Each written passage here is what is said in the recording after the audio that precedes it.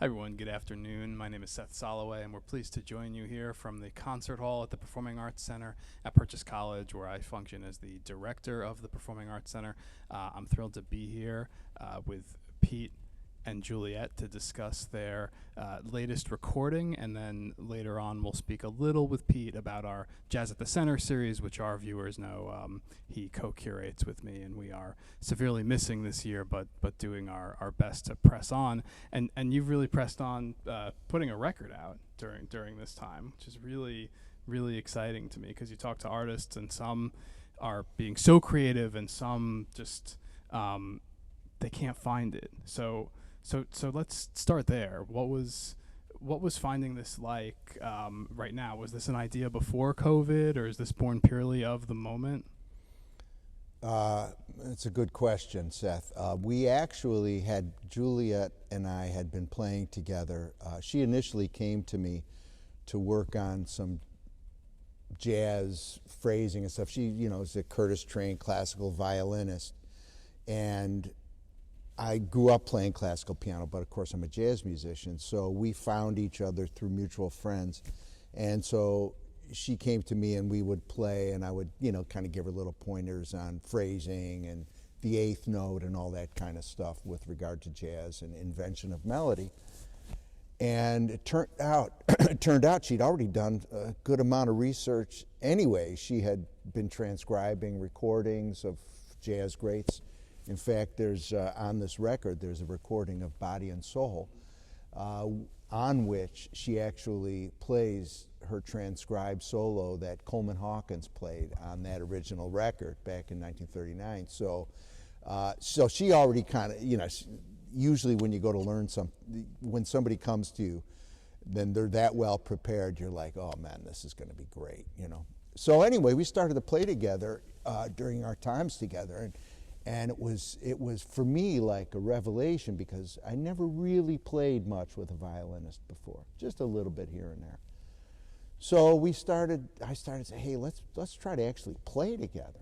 So we started picking material. We had certain interests in common, one being Astor Piazzolla and the Carlos Gardel and the great tango masters. And that to me is like a real nice meeting place between jazz and classical music, right? And I mean, the only time I ever heard Astor Piazzolla, it was mind-blowing to me, because, the notes are somewhat written down, but they were playing around with it in these deep ways. So we started doing that, and then it was so cool, we said, well, maybe we make a record together, So then, okay, now if we're going to do that, we have to actually think of material. So we knew we had some of the tango stuff. I'd written a couple tangos, which we play. And then I remembered Bix Beiderbecke and his great solo piano pieces that he wrote, because Bix, of course, was a well-known cornet player. In the 1920s, he was actually the cornet player with Paul Whiteman's orchestra when they premiered Rhapsody in Blue, the George Gershwin composition. Anyway, Bix wrote these beautiful piano pieces that Hank Jones, the great pianist and one of my idols, said was sort of the birth of jazz piano in some way, because what he did was he had jazz inflections, but he also had the harmonic understanding of the French Impressionists at the time. So you hear all these ninth chords and like that moving around that you can see came from Debussy Ravel, but that you can see then influenced Gershwin. You can see that they also influenced Art Tatum, the great Art Tatum, and Hank Jones and Teddy Wilson, and on and on. So we got this music together, we went in the studio and we recorded it, and we finished right around COVID time. And we had been thinking how this was music that would celebrate the sort of the joy of openness. And let's face it, we come from two different musical worlds, but that kind of openness and conversation between people was exactly the thing the world needed. And so we said, wow, we were going to do this anyway, but it's perfectly timed. That's a beautiful sentiment, really, what you said there about the mixing of the two genres that we don't often see at a time where we need to more broadly learn how to accept each other. I think that's a really powerful thought. So Juliet, as was alluded to, and as I read about you, you have an extensive classical music background. You've had quite a career in that area, but you're very careful to point out in the material I read about you that you're interested in rock and roll and jazz and all these other forms. So how much of a departure was a jazz record for you, really? Well, a little bit, but because Pete was also somewhat classically trained, I feel that he kind of met me a little bit more than I met him, which was interesting. But I grew up wishing to have been able to play jazz, and I remember when I was 14 playing Gershwin's Concerto in F in an orchestra and just falling in love with the genre, but not having an opportunity to learn in Houston, Texas at that point. So finally, when I moved to New York about 15 years ago, I was able to go to jazz clubs and take a few lessons and fiddle around with that, and so I was able to explore another genre, which I find has been very liberating and different. Coming from the classical world, you practice, everything is very set. You know what dynamics you're going to play, you know the tempo. I feel like the only spontaneity is actually in a performance where the adrenaline is going, and then you don't know what will happen. But playing with Pete has been really different because I never know what tempo he's going to take, and I never know what rhythmic feel he's going to have, and he's able to make any tempo and any feel work beautifully. So I've learned to adapt and really embrace that. So would you say the improvisational nature of this is sort of a fun, frightening thing all in the same time? Yes, frightening. Yeah, I'm still a little bit cautious to improvise, but he really kind of pushes me to go beyond, and I'm grateful for that because that's helped me grow. So I'm curious from either of you, and you alluded to Pete in the last question. We don't see a lot of violin in jazz typically, right? I mean, just thinking, you and I have worked together on at least a dozen concerts, and I was trying to rack my brain this morning, and I don't remember a violin on stage in any of those 12 concerts. So this is clearly a unique pairing. Listening to the record, it sounds perfectly natural. So can you talk a little bit about what was the process? And I love the way you do it in some of our other material that we've worked on, where you're really teaching people like me in the audience what goes on in your mind on stage. So what was the process in terms of incorporating the violin into this music? Well, there's not, on Julie's part, there's not a lot of improvisation in terms of inventing new notes on the record. There's some, but there's not a lot. And so for me, that was sort of like a pole star. And so I'm reading the music, like for example, this is one of the Bix Beiderbecke pieces, and I see the music there, and we kind of said, okay, there are melodies going at every level, on the top, in the middle, and everything. So on the top, Julie would maybe play the top melodies, right? And then I'm kind of like looking like what's that movie RoboCop where the guy's looking and you can see like the focusing and the understanding of what's happening. So I'm kind of like doing a harmonic analysis of the thing as we're going along.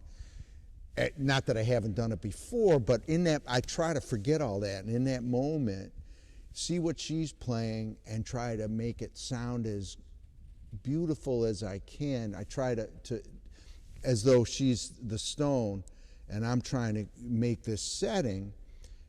And because that melody part might be freed up, I'm able to fill underneath more. maybe create some counter lines, maybe fill out the chords more. And that's been really, for me, really great. And I have to say, though, she's saying how much she learned from me. I learned a ton from her, working out, practicing this stuff, because I kind of, like I said, I grew up playing classical piano, but not like her. And so it's been really a revelation for me to see what it is to really prepare, like be able to play the notes, be able to play them like they're etched in stone. And then you get all this freedom from it, because you really understand what's happening. So now you can kind of adjust depending on what she's doing with the phrase. Okay, I'd love to hear either of you expand a little bit more on that process of melding your styles, because I think it's interesting what you just said, Pete, about really preparing, because I have the benefit of knowing that you're a person who practices as much as anybody. So as a layman, I would say, well, but Pete's always prepared. So clearly this was a different kind of preparation in terms of this music and solidifying it and working together. So how was melding those two working styles together? Well, I think for as Pete said, it's really being accurate with knowing exactly what's on the page, which is not what a jazz musician normally does. Right. And many don't even read music, so that's one thing. For me, I feel like knowing what the notes are, of course, is very important, but then just being able to go with whatever phrasing he chooses at the moment and being able to sway with that. And Pete came up with, while analyzing in rehearsals, we would discuss different ways that this phrase could work this way or this phrase could work that way. And what was interesting to me is that the next rehearsal, maybe he forgot what we said, but then he came up with something else. I didn't forget. That worked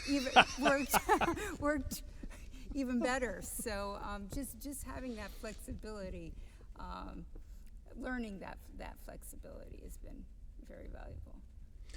With something you just said, I love sports, and I always find all these analogies.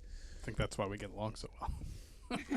And you talk about like an outfielder, let's just say, who struck out looking, right, at a pitch he knows he should have swung at, right? And so he's like down on himself. Now he's out in the outfield. He has to have a very short memory. Yeah.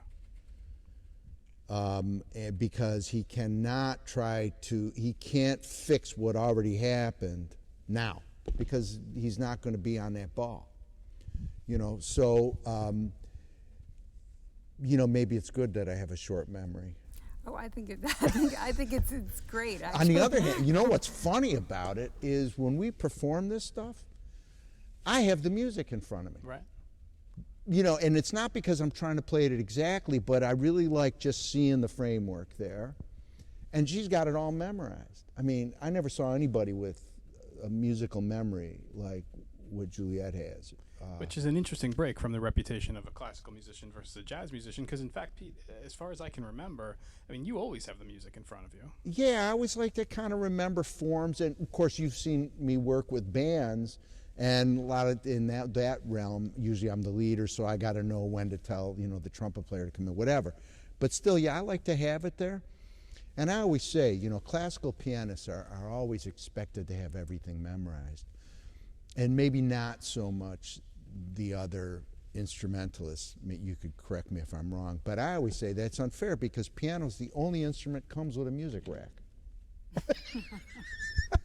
It's a solid point. Come on. Spent a lot of time asking people to move music stands in my career. So I hear you. That adds up. So I want to go a little forward into the hopeful future that we'll get to, where we're going to fill this concert hall and clubs and other halls again when this pandemic is over.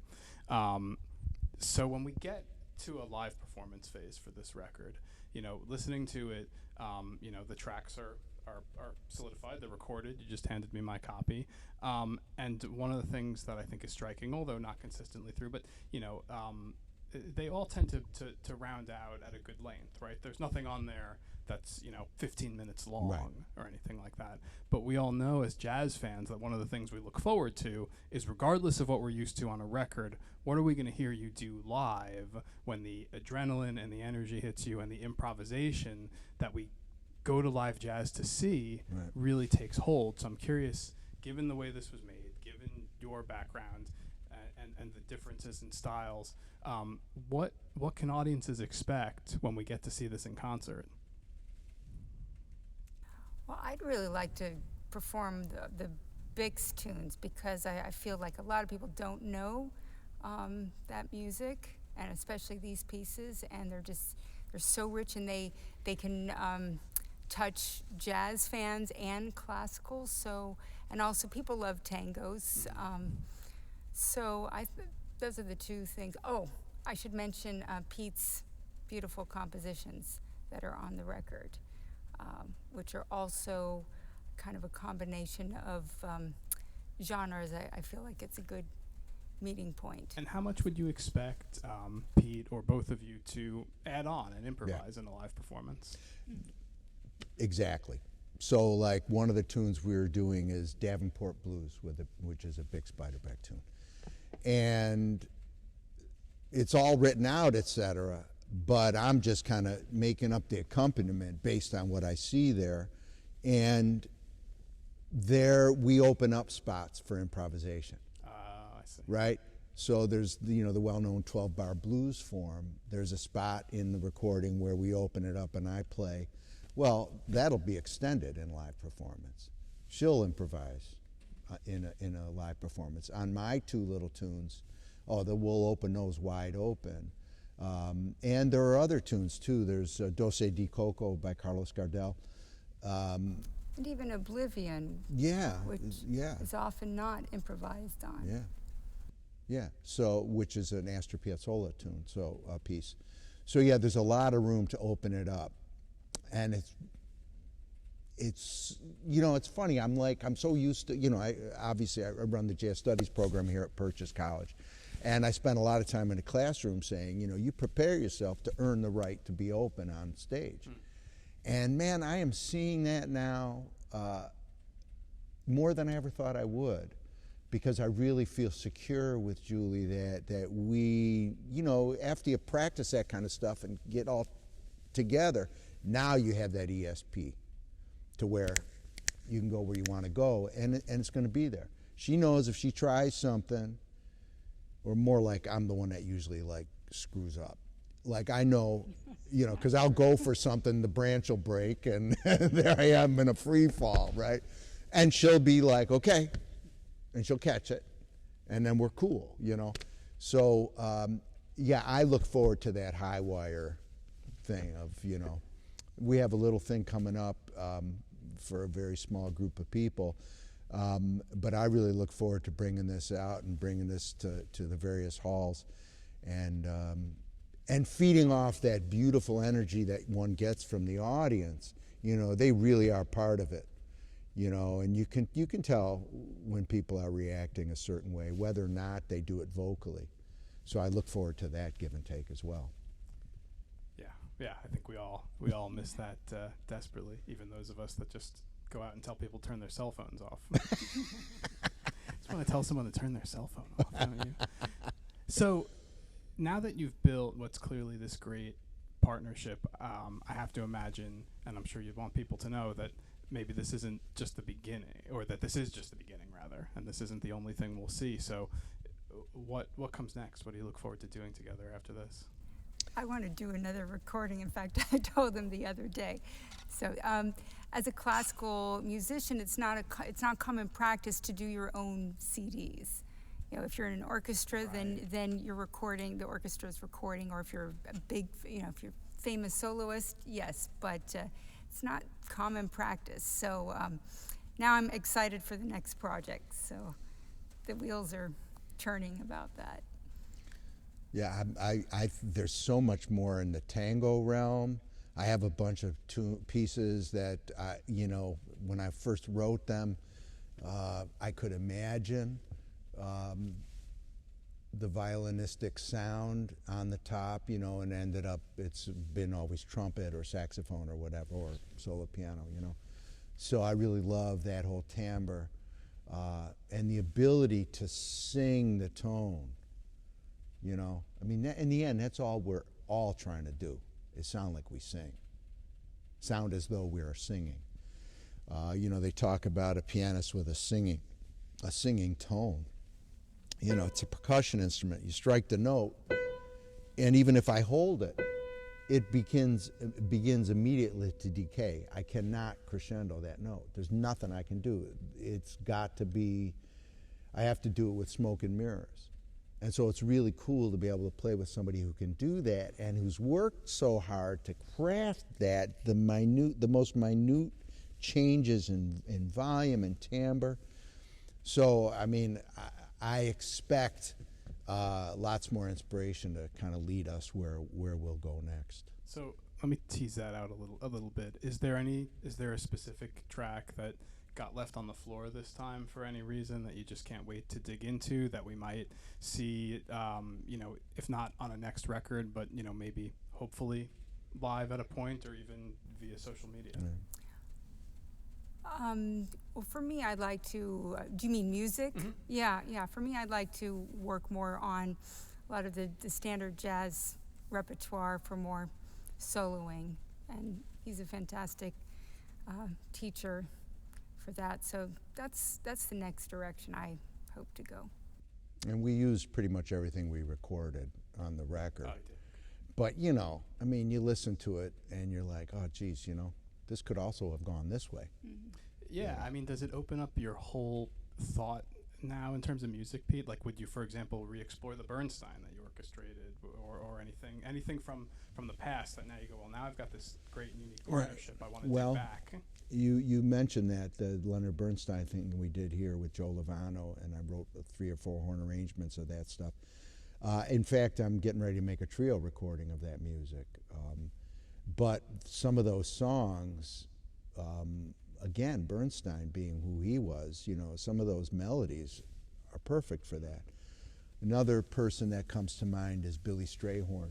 And there's a whole lot of unexplored music by him that we've been talking about. You know, there's just, man, it's a beautiful world full of inspiring possibilities. I mean, I've spent COVID time basically playing Bach several hours every day, you know. And boy, talk about being witness from the inside to some of the most incredibly constructed yet achingly beautiful music ever. You know, I mean, I get to touch the hem of that garment every day in my music room, you know. So there's nothing but inspiration coming from that too. And there's also that contrapuntal nature of his music. So when Julie and I are playing lines from here, I hear her play the top line, and I can kind of try to blend in there with another counter line, you know, that maybe we hadn't played yet before. But, you know, it ends up feeding the next thing, I find, you know. You kind of notice what you just did, and then don't repeat it, you know. But take from it and see where it goes next. I want to ask just a few educational questions. Uh-huh. We're out of college, and you know it's a big moment for our young musicians and young arts managers to figure out how they help lead the charge in us going forward and making sure we bring the arts back properly. So I know a few of my questions were dashed by the knowledge that you said you finished this just before COVID hit. Yeah. So I'm going to ask you to just imagine, what if you hadn't? What if you were halfway done when we all got told to stay home? How would it have changed things? What would you have done to complete the record? What do you think? I think at the first opportunity, we would have finished it.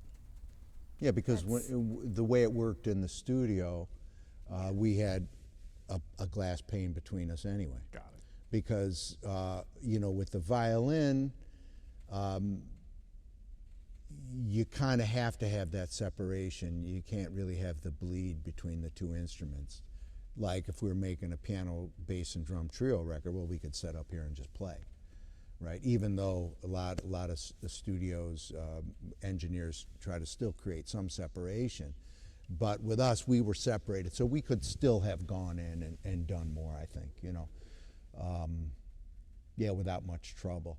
And then, you know, the editing, the mixing, the mastering, that's all done by some person in his or her studio, right? But I have to imagine the being in the studio separated by glass is crucial, because you know, I've thought a lot about how to make art on Zoom, and jazz being so collaborative. Mm-hmm. It sounds to me, as a non-player, like it would have been a real big challenge to not have each other's energy.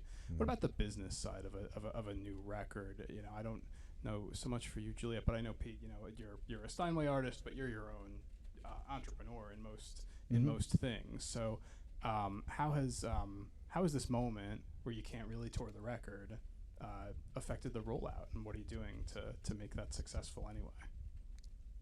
Well, if I could just jump in, this. And okay, yeah, what we can't do, we know we can't do. We can't do what we've done before, right? But this is beautiful. Yeah. I mean, A, it's really good to spend time with you. Oh, thanks.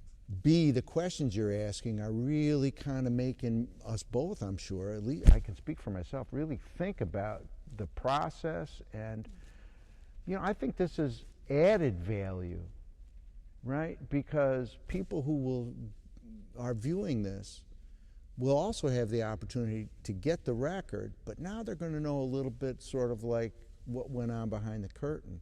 And so to me, that's added value. To me, that is something beautiful. It's almost, and you know this from teaching Zoom stuff, and you teach, you know, using various things like that as well with your small groups that you coach and with your private study students. There's a new intimacy, I think, that we've all gotten. You know, like my students know what my music room looks like, you know. Yeah. They know what I have hanging on my walls, you know, and I didn't pose my bookshelf like they do on TV. You didn't put your book behind you? Right, right, yeah. So, you know, that's been kind of, you know, I've enjoyed that. And, you know, I feel like, you know, when we get back on stage in front of people or back in the nightclub, and I believe it'll happen, we're going to know each other a little better. And I think that's a good thing. Yeah. You know, if taking the long view. You know, as it is, okay, this is what we got to do. You know, we're getting some really nice reviews already. We're getting terrific airplay, which has been a really nice surprise. So, you know, I think it's okay. I think it's okay. It has to be okay, Seth. Yeah. You know, what are you going to do? You know, complain? You can't. You can't. That doesn't count as an activity. I agree. Yeah. I agree. Well, I want to thank you both for being here at Purchase, inviting me to do this with you. It's been a fabulous honor. The record is incredible, and if you miss jazz in the theater, it's really the next best thing, and I encourage everyone to pick it up and turn it on in the living room and turn off the news and enjoy it.